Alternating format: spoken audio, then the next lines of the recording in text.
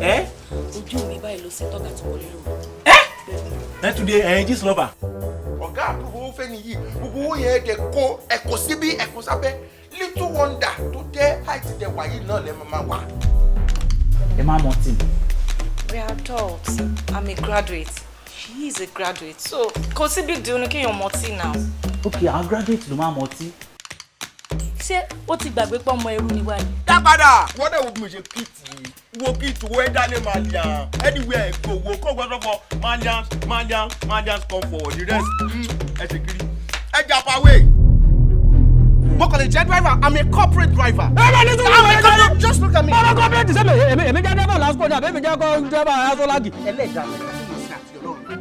Ẹlẹ́dàá tèmi ó gbé pancake lónìí yóò máa fún. À ń bọ̀ sọ nǹkan kan ọgbọ́ ọkàn síwájú rẹ̀ bíi títí ọ̀nà yọ. Ó lọ sí ó ṣekùn bí abọ́ ọkà ọrùn rẹ̀ nu sílósíló bí ọrùn tòlótòló.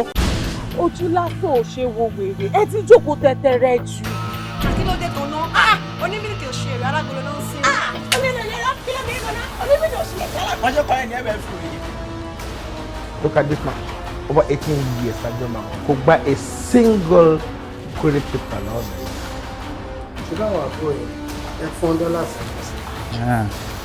Kò ṣeé kù gidigidi. Ìyẹn bá mi ṣayé náà. Bẹ́ẹ̀ni. Bẹ́ẹ̀ni bá forí sàpàtà kí ló máa ṣẹlẹ̀ sí?